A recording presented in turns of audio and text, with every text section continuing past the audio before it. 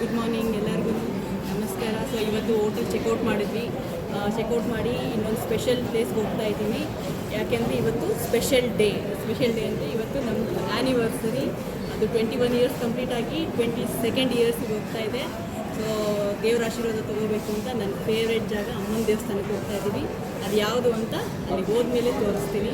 So ಇವತ್ತು ನಮ್ಮ anniversary ಸ್ಪೆಷಲ್ಗೆ ನಮ್ಮ ಹಸ್ಬೆಂಡು ಕೊಡ್ರಿ ಇಲ್ಲಿ ಕೈ ನೋಡಿ. ನಾನು 21 ವರ್ಷದಿಂದ ಕೇಳಿದೆ ಟ್ಯಾಟೂ ಹಾಕ್ಸು ಅಂತ. ಸೊ ಈಗ ಮನಸ್ಸು ಮಾಡಿ ನನಗೋಸ್ಕರ ಟ್ಯಾಟೂ ಹಾಕ್ಸ್ಕೊಂಡಿದ್ದಾರೆ. ಸೊ ತುಂಬ ಥ್ಯಾಂಕ್ಸ್. ಸೊ ನೆಕ್ಸ್ಟ್ ಅಲ್ಲಿಗೆ ಹೋದ್ಮೇಲೆ ಯಾವ ಜಾಗ ಏನು ಪ್ಲೇಸಸ್ ಅಂತ ಹೇಳ್ತೀನಿ. ಅಲ್ಲೂ ತುಂಬ ಚೆನ್ನಾಗಿರುತ್ತೆ, ಎಂಜಾಯ್ ಮಾಡ್ತೀನಿ.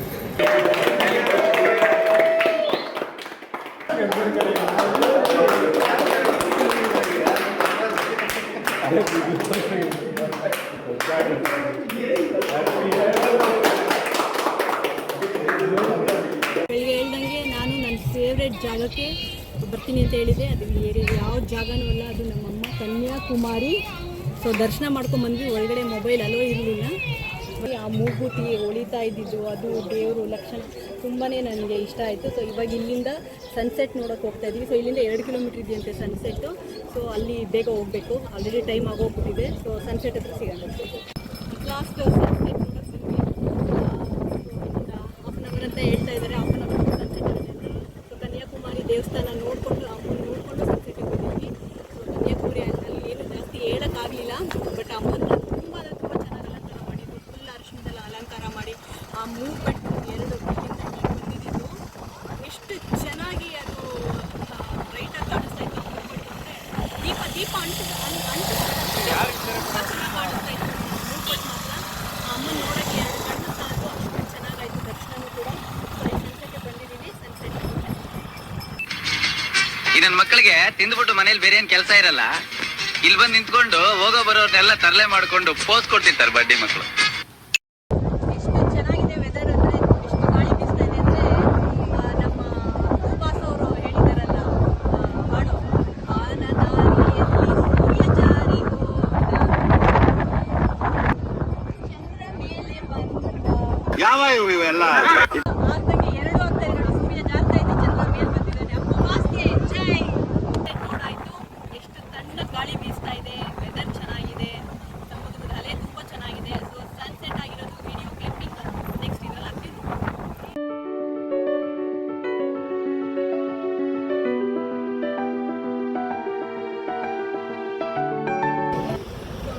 ವ್ಯಾಕ್ಸ್ ಮ್ಯೂಸಿಯಮಲ್ಲಿ ಏನೇನಿದೆ, ಏನು ಪ್ಯಾಕೇಜ್ ಇದೆ ಅಂತ ನೋಡೋಣ ಬನ್ನಿ. ಇದು ಆ್ಯಕ್ಟಿವಿಟಿನೂ ಮಾಡಬೇಕು ಅಂದರೆ ಪರ್ ಪರ್ಸನ್ 400 ಅಂತೆ. ವರ್ತ್ ಇದೆಯೋ ಇಲ್ವೋ ಗೊತ್ತಿಲ್ಲ. ಸೊ ಒಳಗೆ ಹೋಗ್ತಾ ಇದ್ದೀವಿ, ಅಲ್ಲಿ ನೋಡೋಣ. ಸೊ ನಾವು ಏನೇನಿದೆ 5 ಆ್ಯಕ್ಟಿವಿಟಿ ಅಂದರೆ ವ್ಯಾಕ್ಸ್ ಮ್ಯೂಸಿಯಮ್ ಇದೆ, 3D ಪೇಂಟಿಂಗ್ ಇದೆ, ಆಮೇಲೆ VR ಇದೆ, ಆಮೇಲೆ ಡ್ಯಾಶಿಂಗ್ ಕಾರ್ ಇದೆ. ಸೊ 5 ಪ್ಯಾಕೇಜ್ ತೊಗೊಂಡಿರೋದು. ಫಸ್ಟ್ ಇರೋದೇ ನಮ್ಮ ಸುಬ್ಬಲಕ್ಷ್ಮಿ ಮೇಡಮ್ ಅವರು, ಅಬ್ದುಲ್ ಕಲಾಂ ಅವರು ಬೆಸ್ಟ್ ಪ್ರೆಸಿಡೆಂಟ್ ಅಂತ ಹೇಳೋದು ಇದುವರೆಗೂ ನೋಡಿರೋದ್ರಲ್ಲಿ ನನ್ನ ಫೇವ್ರೇಟ್ ಕೂಡ. ನಮ್ಮ ಶಾರುಖ್ ಖಾನ್ ನನ್ನ ಫೇವ್ರೇಟ್ ಅವರಿದ್ದಾರೆ.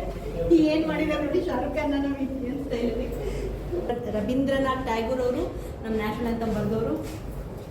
ಗಾಂಧಿ ತಾತ. ಸೊ ಗಾಂಧಿ ತಾತ ಎಲ್ಲರಿಗೂ ಇಂಪಾರ್ಟೆಂಟು. ಹಿಂಗೆ ಸ್ವತಂತ್ರ ತಂದುಕೊಟ್ರು. ಸೊ ನೋಟಲ್ಲೂ ಸಹ ಗಾಂಧಿ ತಾತನೇ important. No comments.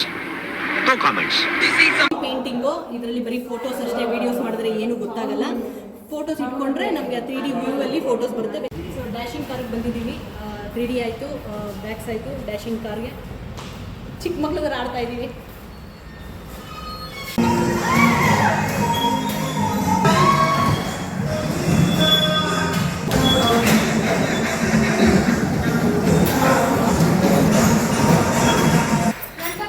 So 90 let's ಸೈ ಗುರು 90 ಅಂತೆ.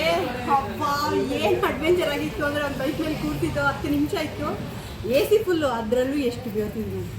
ಸಖತ್ ಥ್ರಿಲ್ಲಿಂಗ್ ಆಯಿತು, ಮಸ್ತ್ ಆಗಿತ್ತು. ಗೊತ್ತಿಲ್ಲ ನೋಡೋಣ. ನನಗೆ ಆಗಲ್ಲ ಬೇರೆ, ನನಗೆ ನಿಜ ಆಗಲ್ಲ ಇದು. ಏನು ಉದ್ಬಿಟ್ಟವ್ರೆ. VR ಮುಗಿದ್ದು ಚೆನ್ನಾಗಿತ್ತು ಎಕ್ಸ್ಪೀರಿಯೆನ್ಸು. ಒಳ್ಳೆ ಈ ಚೈನೀಸ್ ಡ್ರಾಮಾಲೆಲ್ಲ ಆಗ್ತಾರಲ್ಲ ಆ ಥರ ಇತ್ತು. ತುಂಬ ಚೆನ್ನಾಗಿತ್ತು ಎಕ್ಸ್ಪೀರಿಯೆನ್ಸು. ಸೊ 5 ಮುಗಿಸಿದ್ದೀವಿ. ಚೆನ್ನಾಗಿತ್ತು. ವರ್ತ್ 400 ಪರ್ ಹೆಡ್ ಇತ್ತು. ವರ್ತ್ ಇತ್ತು. ಮುಗಿಸ್ಕೊಂಡು ಈಗ ಜಸ್ಟ್ ರೂಮಿಗೆ ಬಂದು ಫ್ರೆಶ್ ಅಪ್ ಆದ್ವಿ. ಸೊ ಮಧ್ಯಾಹ್ನ ನಾವು ಟ್ರೈನ್ ಇಳ್ದು ಟ್ರೈನಿಂದ ನಮ್ಮ ಹೋಟೆಲ್ಗೆ 400 ಮೀಟರ್ಸು ಇರಲಿಲ್ಲ. ಸೊ ಎಷ್ಟಪ್ಪ ಚಾರ್ಜ್ ಮಾಡ್ತೀಯ ಅಂದರೆ 100 ರೂಪೀಸ್ ಫಿಕ್ಸ್. ನೀವು ಒಂದು ಆಟೋ ಅಲ್ಲ 10 ಆಟೋ ಕೇಳಿದ್ರು ಅವ್ರು ಒಂದೇ ರೇಟ್ ಫಿಕ್ಸ್. ಸೊ ನೀವು ಬಾರ್ಗಿನ್ ಮಾಡೋಕ್ಕೂ ಆಗೋದಿಲ್ಲ. ಇಲ್ಲೆಲ್ಲ ತುಂಬ ಕಾಸ್ಟ್ಲಿ. ಟ್ರಿವೆಂಡ್ರಮ್ ಕಂಪೇರ್ ಮಾಡಿದ್ರೆ ಕನ್ಯಾಕುಮಾರಿಲಿ ತುಂಬ ರೇಟ್. ಅಲ್ಲಿ ಬರೀ 40 ರೂಪಾಯಿ ನಿಮಗೆ ಇಡೀ ತಿರುವನಂತಪುರಂ ತೋರಿಸ್ಬಿಡ್ತಾ ಇದ್ರು. ಇಲ್ಲಿ 100 ರೂಪಾಯಿ. ಪಕ್ಕದ ರೋಡ್ ಹೋಗ್ಬೇಕು ಅಂದರೆ 100 ರೂಪಾಯಿ ಆಟೋ ಚಾರ್ಜು. ಫುಡ್ಡು ಅಷ್ಟೇ ಸಖತ್ ರೇಟು. ಇಲ್ಲಿ ಎಲ್ಲ ಟೂರಿಸಮ್ ಪ್ಲೇಸ್ ಅಂದ್ಬಿಟ್ಟು ತುಂಬ ಕಾಸ್ಟ್ಲಿ ಇದೆ. ಸೊ ಏನು ಮಾಡೋಕ್ಕಾಗಲ್ಲ, ಒಂದ್ಸರಿ ಬರೋದ್ರಿಂದ ತಲೆ ಕೆಡಿಸ್ಕೋಬಾರ್ದು. ಸನ್ರೈಸ್ ನೋಡಾಯ್ತು. ಎಷ್ಟು ಜನ ಬಂದಿದ್ದಾರೆ ಗೊತ್ತಾ? ಸೊ ಸನ್ರೈಸ್ ನೋಡಿಕೊಂಡು ಮತ್ತೆ ದೇವ್ರ ದರ್ಶನ ಮಾಡೋಣ ಅಂತ ಬಂದ್ವಿ. ದೇವ್ರ ದರ್ಶನ ಆಯಿತು, ತುಂಬ ಚೆನ್ನಾಗಾಯಿತು. ಸೊ ಅಲ್ಲಿ ಎಲ್ಲ ಕೇಳಿದಾಗ ಕತೆ ಏನು ಅಂತ ಅಂದರೆ, ಈ ಕನ್ಯಾಕುಮಾರಿ ಕತೆ ಏನು ಅಂತ ಅಂದರೆ, ಒಬ್ಬ ರಾಕ್ಷಸನ ಸಂಹಾರ ಮಾಡೋಕ್ಕೆ ಈ ಭಗವತಿ ಅಮ್ಮ, ಈ ದೇವರ ಹೆಸರು ಭಗವತಿ ಅಮ್ಮ, ಅವತಾರ ತಾಳಿರ್ತಾರೆ. ಆದರೆ ಎಲ್ಲ ಸಂಹಾರ ಆದಮೇಲೆ ಶಿವ ಬಂದು ಮದುವೆ ಆಗ್ತೀನಿ ಅಂತ ಈ ಭಗವತಿಗೆ ಹೇಳಿರ್ತಾರಂತೆ. ಸೊ ಬಂದಿರಲ್ಲ ಶಿವ, ಬರದೇ ಇರೋ ಕಾರಣಕ್ಕೆ ಮದುವೆಗೆ ಅಂತ ಎಲ್ಲ ರೆಡಿ ಮಾಡಿ, ಮಂಟಪ ಇದು ಅರಿಶಿನ ಕುಂಕುಮ ಎಲ್ಲ ರೆಡಿ ಮಾಡಿ ಇಟ್ಟಿರ್ತಾರಂತೆ. ಆದರೆ ಶಿವ ಬರದೇ ಇರೋ ಕಾರಣಕ್ಕೆ ಕನ್ಯಾಕುಮಾರಿ ಭಗವತಿಯಮ್ಮ ಎಲ್ಲ ಅರಿಶಿನ ಕುಂಕುಮ ಎಲ್ಲ ಕೋಪದಕ್ಕೆ ಎಲ್ಲ ಸಮುದ್ರಕ್ಕೆ ಎರಚಿಬಿಡ್ತಾರಂತೆ. ಎರಚಿದಾಗ ಇಲ್ಲಿ ಸಮುದ್ರದಲ್ಲಿ ಮಣ್ಣು ಕೆಂಪು ಮತ್ತು ಅರಿಶಿನದ ಕಲರ್ ಇತ್ತಂತೆ. ಸೊ ಈಗಲೂ ಒಂದೊಂದು ಸರಿ ಕಾಣಿಸುತ್ತೆ ನೀರಿಲ್ಲದೆ ಇದ್ದಾಗ. ಸೊ ಇಲ್ಲಿರೋ ಮಣ್ಣು ಅರಿಶಿನ ಕುಂಕುಮ ಥರನೇ ಇರುತ್ತಂತೆ. ಆದರೆ ಈಗ ರೀಸೆಂಟಾಗಿ ಎಲ್ಲ ಒಂದು 10 ವರ್ಷದಿಂದ ಸುನಾಮಿ ಬಂದಿರುತ್ತಲ್ಲ, ಆ ಸುನಾಮಿ ಬಂದಾಗ ಇಲ್ಲಿ ಏನಿತ್ತು ಪಾಪ ಎಲ್ಲ ಡೆಸ್ಟ್ರಾಯ್ ಆಗ್ಬಿಟ್ಟಿದೆ. ಏನು ಇವಾಗ ಕಾಣಿಸ್ತಾ ಇಲ್ವಂತೆ. ಬಟ್ ಒಂದೊಂದು ಚೂರು ಕಾಣಿಸುತ್ತೆ ಕೆಂಪು ಇರೋದು, ನಾವು ಅಬ್ಸರ್ವ್ ಮಾಡ್ದಂಗೆ. ಇದು ಈ ಜಾಗ ಬಂದು ತ್ರಿವೇಣಿ ಸಂಗಮ ಅಂತ ಹೇಳ್ತಾರಂತೆ. ಇಲ್ಲೇ ಕನ್ಯಾಕುಮಾರಿ ತಾಯಿ ಕಾಯ್ಕೊಂಡು ಇದ್ದಿದ್ದಂತೆ ಶಿವನಿಗೋಸ್ಕರ ಮದುವೆ. ಈ ಸಮುದ್ರದ ಹೆಸರು ಬಂದು ಕುಮಾರಿ ಅಂತ. ಸೊ ಮದುವೆ ಆಗದಿ ಶಿವನಿಗೋಸ್ಕರ ಈಗಲೂ ಕಾಯ್ತಾ ಇರೋ ಕನ್ಯೆ ಅಂತೆ ಪಾಪ ಭಗವತಿಯಮ್ಮ. ಸೊ ಅದರಿಂದ ಕನ್ಯಾ, ಇದು ಸಮುದ್ರದ ಹೆಸರು ಕುಮಾರಿ, ಅದರಿಂದ ಕನ್ಯಾಕುಮಾರಿ ಅಂತ ಹೆಸರು ಬಂದಿರೋದು. ವಿವೇಕಾನಂದ ರಾಕ್ ಮೆಮೋರಿಯಲ್ಗೆ ಬಂದಿದ್ದೀವಿ. ವಿವೇಕಾನಂದ ಸ್ಟ್ಯಾಚು ಒಳಗೋಗಿ ನೋಡ್ಕೊಂಬಂದ್ವಿ. Photo not allowed. ಸೊ ಇಲ್ಲಿ ವಿವೇಕಾನಂದ ಅವರು 1892 ಡಿಸೆಂಬರ್ 25, 26, 27 ಇಲ್ಲಿ ಈ ರಾಕ್, ಈ ಬಂಡೆ ಮೇಲೆ ಬಂದು ತಪಸ್ ಮಾಡ್ತಾ ಇದ್ದಾರಂತೆ. ಸೊ ಅದಕ್ಕೆ ಇದು ವಿವೇಕಾನಂದ ರಾಕ್ ಮೆಮೋರಿಯಲ್ ಸ್ಟ್ಯಾಚು ಮಾಡಿದ್ದಾರೆ. ಸೊ ಇದು ಪದ್ಮನಾಭ ಪ್ಯಾಲೇಸು. ಒಳಗೋಗಿ ನೋಡೋಣ ಹೇಗಿದೆ ಅಂತ. Actually, here 14 kings ruled. 14 kings. Okay. Famous Raja Martanda Varma. Okay. Asia's first teakwood palace. Asia's first teakwood palace. Asia wood carving specialty, carving Kerala architecture style, but building style of pagoda, Chinese model. ಬ್ಲಾಗ್ನ ಅಲ್ಲೇ ಕನ್ಯಾಕುಮಾರಿಲಿ end ಮಾಡಬೇಕಾಗಿತ್ತು, but ಮಾಡೋಕ್ಕಾಗಲಿಲ್ಲ, time adjust ಆಗಲಿಲ್ಲ. ಯಾಕಂದರೆ ನಾವು ವಾಪಸ್ ಟ್ರಿವೆಂಡ್ರಮ್ಗೆ ಬರಬೇಕಾಗಿತ್ತು. So ಟ್ರಿವೆಂಡ್ರಮ್ಗೆ ಬಂದರೆ ನಮ್ಮದು 4:45ಗೆ ನಮ್ಮದು ಟ್ರೈನ್ ಇದ್ದಿದ್ದು.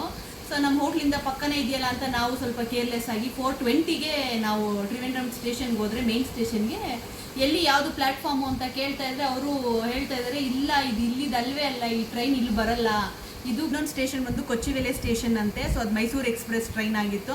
ನಾವೇ ಸ್ವಲ್ಪ ಕನ್ಫ್ಯೂಸ್ ಮಾಡ್ಕೊಂಡು ಕೇರ್ಲೆಸ್ ಆಗಿ ಟಿಕೆಟ್ ನೋಡಿರಲಿಲ್ಲ, ಅದು ನಮ್ಮದೇ ತಪ್ಪು. ಸೊ ನಾವು ಇಲ್ಲಿಂದ ನೀವು ಬೇರೆ ಸ್ಟೇಷನ್ಗೆ ಹೋಗಬೇಕು, ಅದಕ್ಕೆ ಏನಿಲ್ಲ 15 to 20 ಮಿನಿಟ್ಸ್ ಆಗುತ್ತೆ. ಇಲ್ಲೇ ಆಲ್ರೆಡಿ 4:20, 25 ಆಗೋಗಿದೆ. ಸೊ ನೀವು ಹೋಗೋಷ್ಟಲ್ಲಿ ಆಗಲ್ಲ, ಟ್ರೈನ್ ಮಿಸ್ ಆಗೋಗುತ್ತೆ ಅಂತ ಬೇರೆ ಅಂದ್ಬಿಟ್ರು. ಫುಲ್ ಟೆನ್ಷನ್ ಆಗೋಯ್ತು. ಸೊ ಎಲ್ಲ ಲಗೇಜ್ ಇಟ್ಕೊಂಡು ಆಚೆ ಬಂದ್ವಿ. ಹೆಂಗೆ ಓಡಿದೀವಿ ಅಂದರೆ ಈ ಫಿಲಿಮಲ್ಲಿ ತೋರಿಸ್ತಾರಲ್ಲ ಆ ಥರ ಎಲ್ಲ ಲಗೇಜ್ ಇಟ್ಕೊಂಡು ಒಂದು ಆಟೋ ಬಂತು. ಕರೆಕ್ಟಾಗಿ ನಾವು ಆಚೆ ಹೋಗೋದಕ್ಕೆ ಒಂದು ಆಟೋ ಬಂದರು. ಆಟೋ ಅಯ್ಯಪ್ಪ ನಮ್ಮನ್ನು ಕೂರಿಸ್ಕೊಂಡು ಈ ಫಿಲಿಮಿ ಸ್ಟೈಲಲ್ಲಿ ರಾಕೆಟಲ್ಲಿ ಹೋದಂಗೆ ಅಷ್ಟು ಸ್ಪೀಡಾಗಿ ಹೋಗಿ ಕರ್ಕೊಂಡೋಗಿ ಕರೆಕ್ಟಾಗಿ ನಮ್ಮಲ್ಲಿ ನಿಲ್ಲಿಸಿದ್ರು. ಸೊ ನಾನು ನನ್ನ ಮಗನಿಗೆ ತಕ್ಷಣ ಹೇಳಿದೆ, ಫಸ್ಟು ಹೋಗಿ ನೀನು ಎನ್ಕ್ವೈರಿ ಮಾಡು, ಟ್ರೈನ್ ಇದೆಯಾ ಇಲ್ವಾ, ಹೋಗ್ಬಿಟ್ಟಿದ್ಯಾ ಅಂತ ಎನ್ಕ್ವೈರಿ ಮಾಡು ಅಂತ ಅವ್ರನ್ನ ನನ್ನ ಮಗನ ಕಳಿಸ್ಬಿಟ್ಟು, ನಾನು ನನ್ನ ಮಗಳು ಲಗೇಜ್ ಎತ್ತಾ ಇದ್ವಿ. ಟೆನ್ಷನ್ಗೆ ಲಗೇಜೇ ಕಚ್ಕೊಂಡ್ಬಿಟ್ಟು, ಲಗೇಜ್ ಎಳಿಯೋಕ್ಕಾಗ್ತಾಯಿಲ್ಲ, ತೆಗಿಯೋಕ್ಕಾಗ್ತಾಯಿಲ್ಲ. ಇದರಲ್ಲಿ ಹೆಂಗೋ ಲಗೇಜ್ ಎಲ್ಲ ಎಳೆದು ನಾವು ಈ ಫಿಲ್ಮಿ ಸ್ಟೈಲಲ್ಲಿ ಹೋದಂಗೆ ಹೋಗಿ ಟ್ರೈನ್ ಹತ್ತಿದ್ವಿ. ಬಟ್ ಸಖತ್ ಥ್ರಿಲ್ಲಿಂಗ್ ಆಗಿತ್ತು ಟ್ರೈನ್ ಎಕ್ಸ್ಪೀರಿಯೆನ್ಸು. ತುಂಬ ಭಯನೂ ಆಗ್ತಾಯಿತ್ತು, ಮಿಸ್ ಆಗೋದ್ರೆ ಏನಪ್ಪ ಅಂತ. ಆ ಟೆನ್ಷನಲ್ಲಿ ನಾನು ಕನ್ಯಾಕುಮಾರಿ ಬ್ಲಾಗ್ನ ಎಂಡ್ ಮಾಡೋಕ್ಕಾಗಲಿಲ್ಲ. ಸೊ ಮನೆಗೆ ಬಂದು ರಿಲ್ಯಾಕ್ಸ್ ಮಾಡಿಕೊಂಡು, ಸೊ ಈಗ ಕನ್ಯಾಕುಮಾರಿ ಬ್ಲಾಗ್ನ ಎಂಡ್ ಮಾಡ್ತಾಯಿದ್ದೀನಿ. Thank you.